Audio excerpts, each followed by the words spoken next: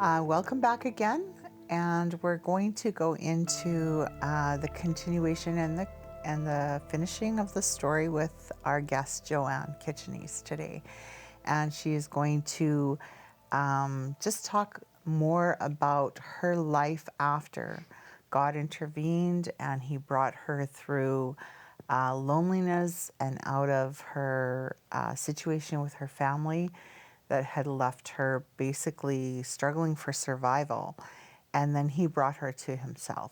Mm-hmm. And so after she accepted the Lord, her journey changed, and she had started to embark on doing the work, her and the Lord doing the work that she needed to do on her life. So, Joanne, how does your story look now?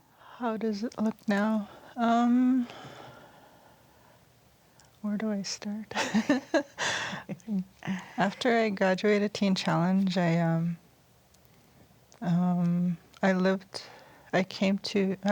to work up north, and then I moved here, and I actually worked for a Christian lady at the camp up in northern Saskatchewan, and I met other Christian brothers and sisters there, and I came here and I didn't really know anybody, and I was just at the library looking for something, and I turned around and there was Brother Zach, and he was like, "Joanne," and I was like, "Hey," and he asked me where I was staying, and I told him I'm staying at the Sally Ann. He says, "Nope, you're not staying there. Let me call my wife. You're coming home with me." And I said, "Okay." So I ended up staying with them for 2 weeks, and then from there I stayed with Rachel's parents up in River Heights, and it was supposed to be 2 weeks, but I ended up staying there for like 2 years, and they became like my family. And I always think of that verse where it says God sets the solitary in families, and that's exactly what He did for me. Like, He put me there, and I'm really, really thankful for that, because they were what I needed then. And during that time, Jeff Lewis had emailed me this website, and he said we should check it out. And as soon as I read it, I was like, "Yeah, let's go. I want to go."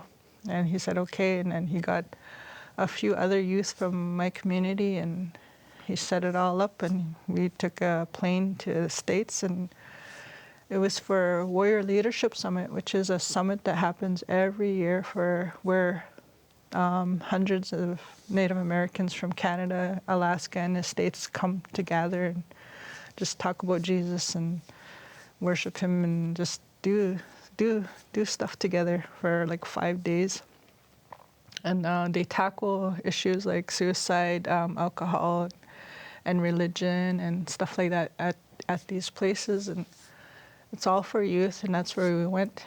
And within this summit, they also have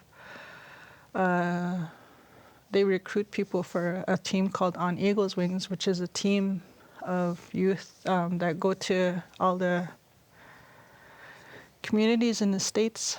Some of the places, like I was chosen, I decided to try just to see what would happen. I didn't really think I was going to get chosen, but I was chosen to join this team.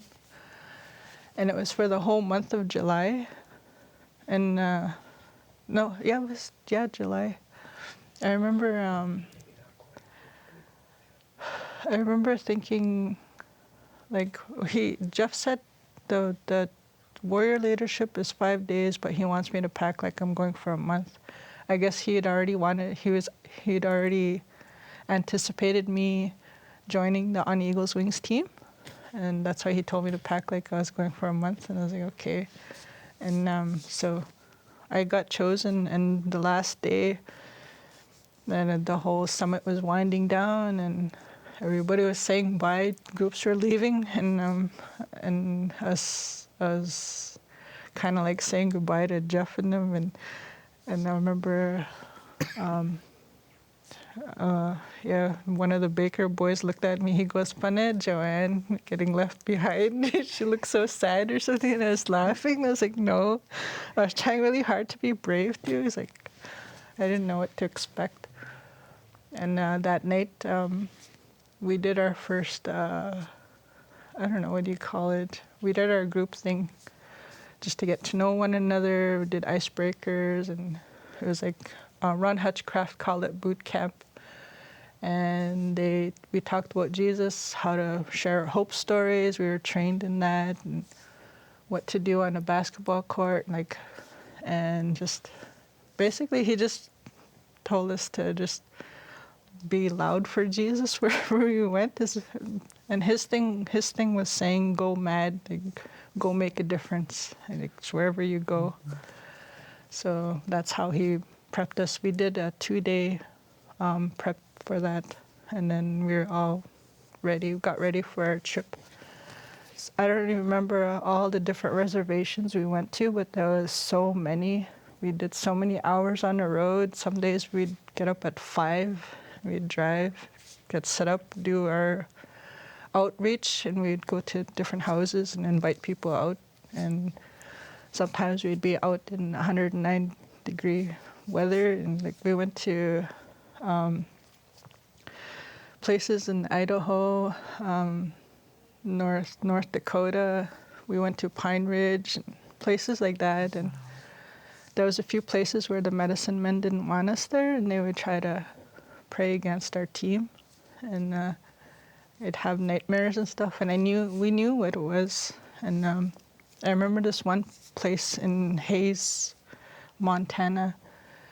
We were driving, and I was listening to was it Third Day, and I was looking at the sunset, and I remember thinking, I was just enjoying myself, and all of a sudden it just hit me real hard, this heaviness, I wanted to cry, and I couldn't figure out why. And we got there, and we got to the place, and Ron Hutchcraft had told us beforehand that it was a place where there was like high unemployment rates, and there was a lot of suicides within weeks before we got there.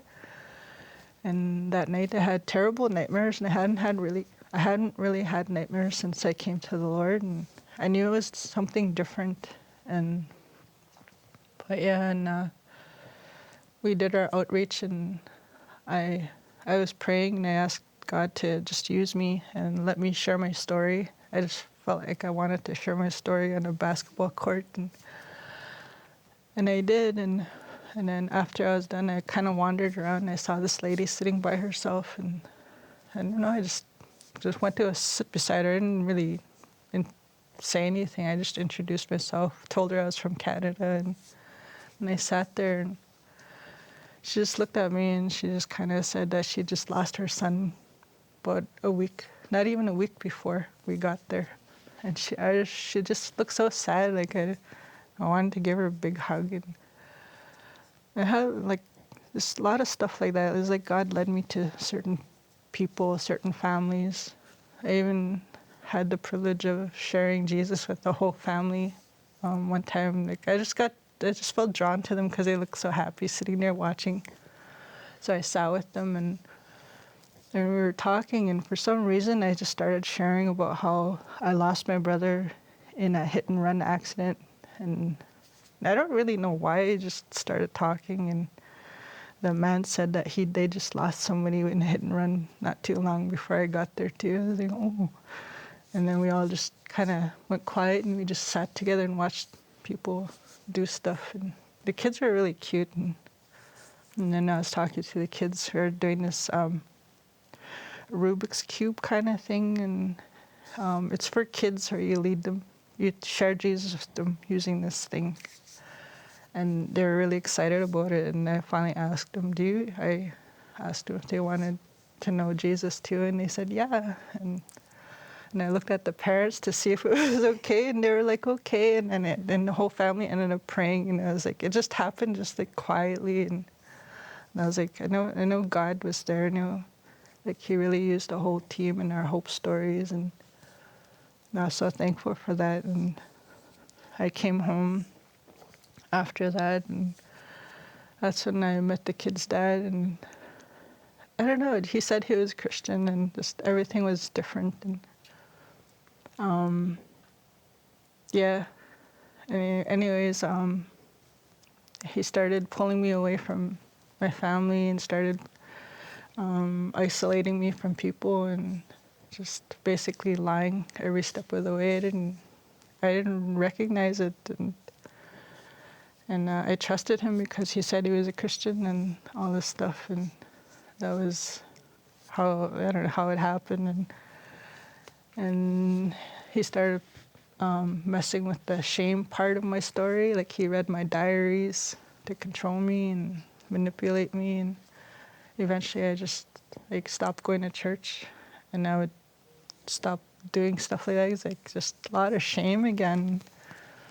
And yeah, and I stopped going with On Eagles Wing, stopped joining the team, stopped doing all of that. And it took me, I think, maybe 3 or 4 years before I started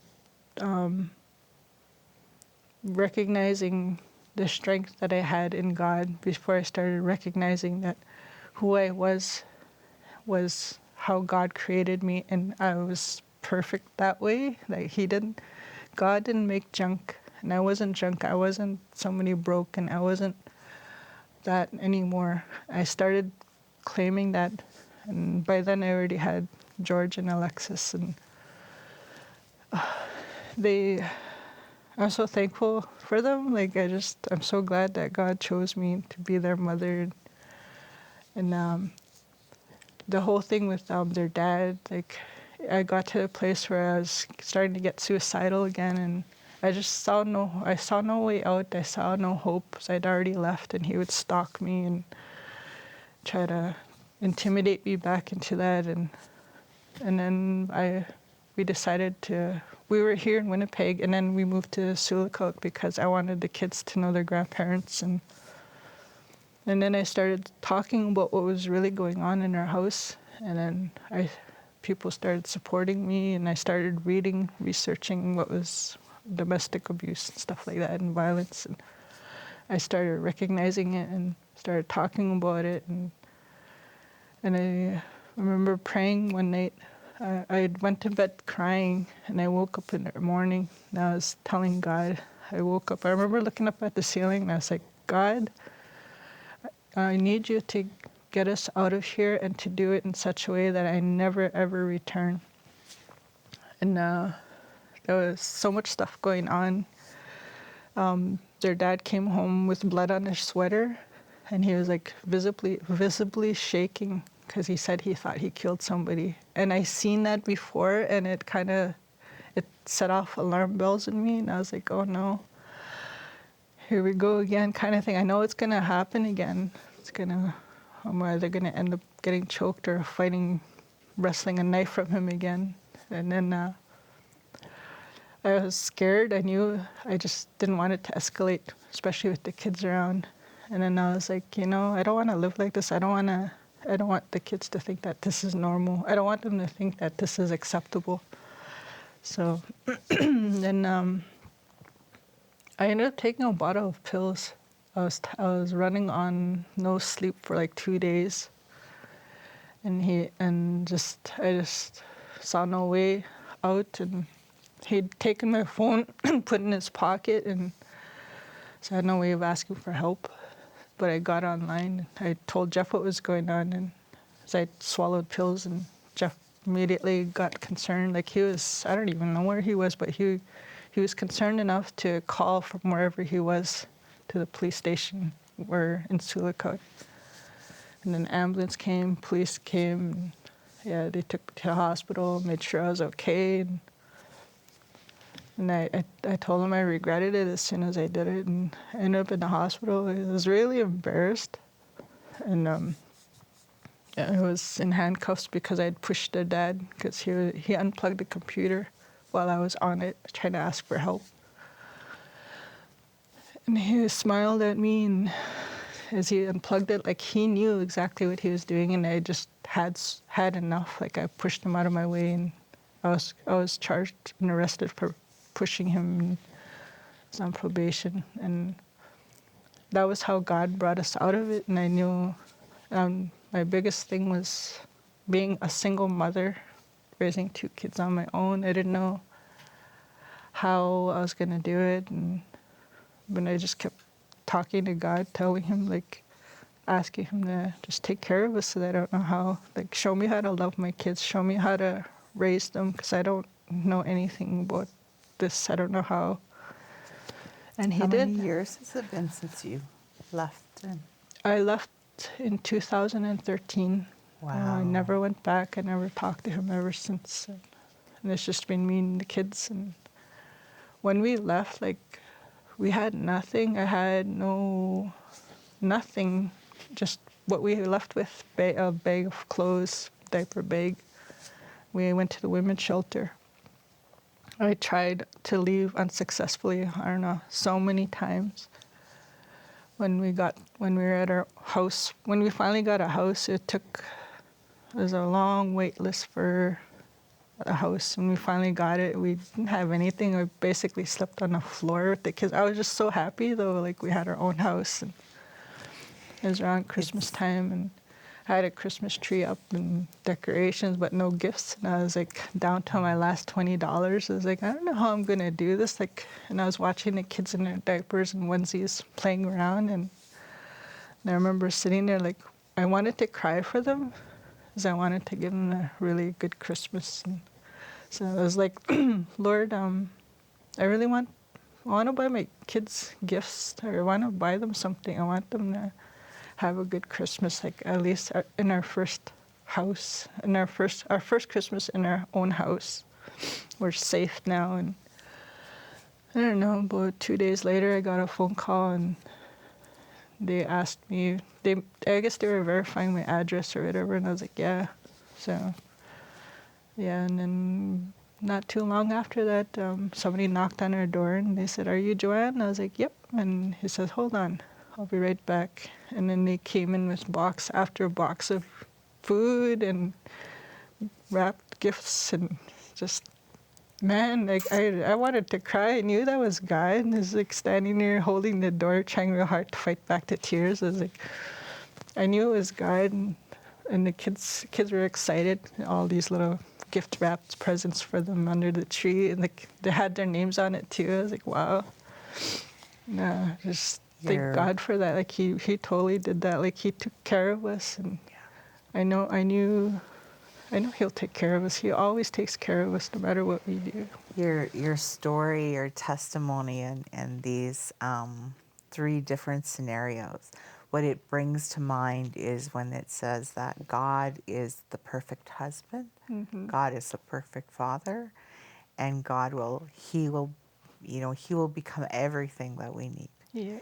He is our Jehovah Jireh. He's our sustainer.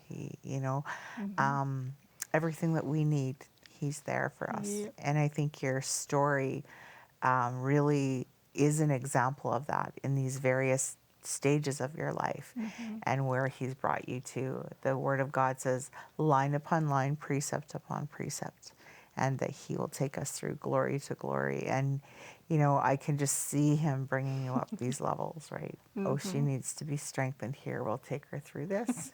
We'll get the strength, and we'll bring her to the next place. Yeah. And so it's exciting to hear your story and to see where He's brought you to. And I think there's so many single moms and amazing women out there that are going to benefit from your story. So I just want to thank Joanne today for coming and having the courage to share with us and to talk about the truth and sometimes the place that we are at, because I know I have identified with so many places in her journey, and I hope that you will be able to do that too and find that relationship with Jesus, find that relationship with the Lord, and just continue to trust Him in your walk today. And so I just, again, want to thank Joanne for coming and sharing what's on her heart. Thank you, Joanne. Thank you.